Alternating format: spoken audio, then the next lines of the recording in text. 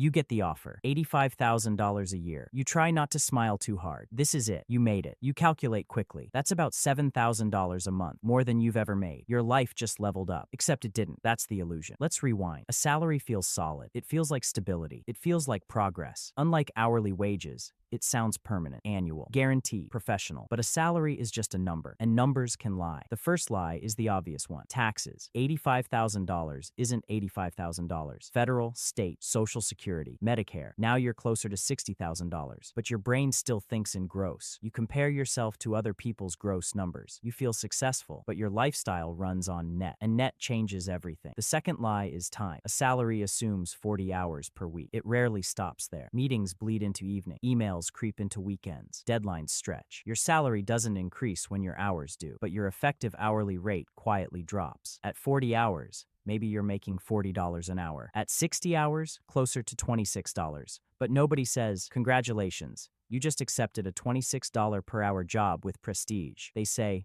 you're salaried now, and that feels powerful. The third lie is security. A salary feels stable, predictable, safe, but stability isn't ownership, it's dependency. You don't control the revenue, you don't control the margins, you don't control the board, you control your output until they don't need it. Layoffs don't care about your salary. Recessions don't ask about your title. A salary is stable until it isn't. Now zoom out. A salary trains behavior. It trains you to think in increments, raise, bonus, promotion. Every year you negotiate for 3 to 5%, and you feel progress. But inflation can erase that quietly. Healthcare rises faster. Housing rises faster. Education rises faster. Your raise keeps you aligned, not ahead. You're climbing, but the ladder is moving. Here's where the illusion tightens. Lifestyle inflation. New salary, new apartment, better car, better neighborhood, better everything. Not reckless, just proportional. But now your fixed costs rise to match your income. You feel richer, but your dependency deepens. If your salary disappears, your structure collapses. That's not wealth, that's alignment. The wealthy don't think in salary, they think in assets.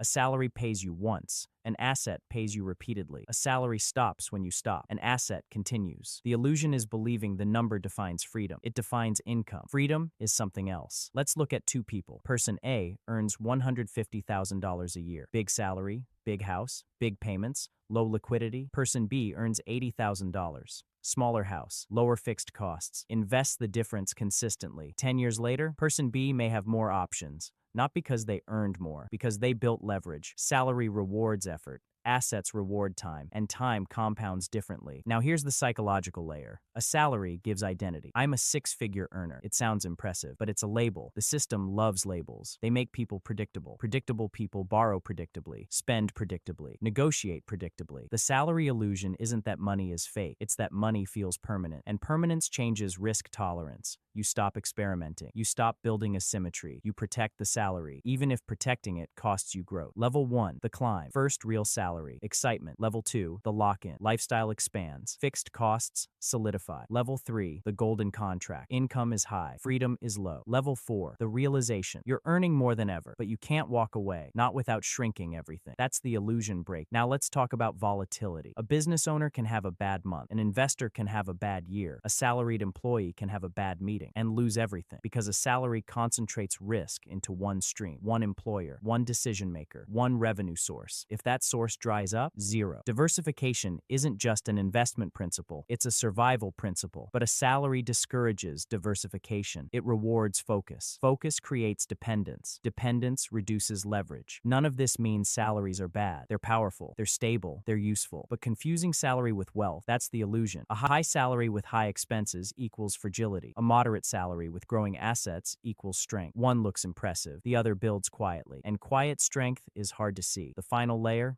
Time. A salary trades time for money. Every year, for decades, you're paid for being present, not for building ownership. So retirement becomes the goal. Not because you want to stop working, because you want to stop depending. But if you never build assets alongside your salary, retirement is just delayed dependency on savings instead of employment. The salary illusion isn't about income, it's about perception. The number makes you feel safe, but safety isn't income. Safety is optionality. Can you leave? Can you pivot? Can you take a risk? Can you survive without the paycheck? If not, the number is just decoration. A salary feels like success because it's visible. Assets feel boring because they're invisible, but invisible things compound, visible things inflate. And one day you realize the salary was never the goal. It was just the starting point. And if you mistake it for the destination, you'll spend your life protecting a number instead of building freedom. That's the illusion, and it works because it feels real.